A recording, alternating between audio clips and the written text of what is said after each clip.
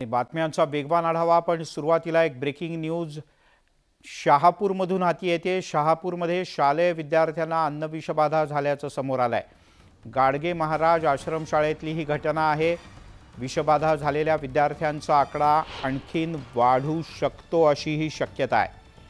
आतापर्यंत या गाडगे बाबा आश्रमशाळेतल्या साधारण 109 विद्यार्थ्यांची तब्येत बिघडली आणि या विद्यार्थ्यांना अन्नातून विषबाधा झाल्याची प्राथमिक माहिती शहापूरच्या जिल्हा रुग्णालयातल्या डॉक्टरांनी दिली आहे। या उपजिल्हा रुग्णालयात सध्या या सर्व विद्यार्थ्यांवर उपचार सुरू आहेत। पण नेमकी ही विषबाधा कशामुळे झाली, जेवण कोणी बनवलं होतं किंवा काय जेवणात बनवलं होतं आणि एकदम सगळ्या विद्यार्थ्यांना एवढा त्रास कशामुळे होऊ लागला, या संदर्भातल्या अनेक प्रश्न विचारले जात आहेत। सुनील घरत आपले प्रतिनिधी आपल्यासोबत आहेत। सुनील, काय अधिक माहिती आहे?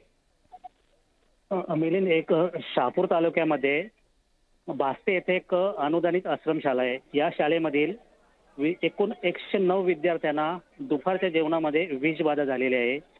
बास्ते गावामध्ये एका गृहस्थाचे वर्ष श्राद्धाचा कार्यक्रम होता। या कार्यक्रमादरम्यान तेथील त्या मालकाने जेवण दिले विद्यार्थ्यांना, मात्र ते जेवण त्यांनी स्वतः बनवून न देताना एका केटर्सला ऑर्डर दिली आणि त्या केटर्सवाल्याने हे जेवण आपल्या पद्धतीने बनवून नेले आणि तेथील त्या विद्यार्थ्यांना आश्रमशाळेमध्ये नेऊन दिले। ते जेवण जेवल्याने येथील त्या मुलांना अस्वस्थपणा वाटू लागला, मलमल आणि उलटे असे प्रकार घडू लागले। त्यानंतर तेथील संबंधित जे कर्मचारी होते त्यांनी तात्काळ शहापूर उपजिल्हा रुग्णालयामध्ये त्या विद्यार्थ्यांना घेऊन आले आणि येथे त्यांना ऍडमिट केले। मात्र 109 विद्यार्थ्यांपैकी 46 मुले आणि 63 मुली आहेत।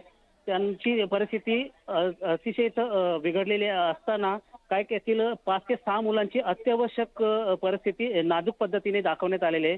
संबंधित येथील जे अधिकारी आणि ग्रामस्थ यांचं म्हणणं आहे की जे जेवण दिले जात आहे ते मात्र चेकिंग करून दिले जाते आश्रमशाळेमध्ये। असं कोणत्याही प्रकार येथील जे असणारे जे शिक्षक आणि येथील कर्मचारी त्यांनी चेक न करताना त्या विद्यार्थ्यांना जेवण दुपारचं दिल्याने त्यामध्येच विषबाधा झाल्याची असे निष्पन्न झाले आहे। ठीक आहे सुनील, तुर्तास धन्यवाद या सगळ्या माहितीबद्दल।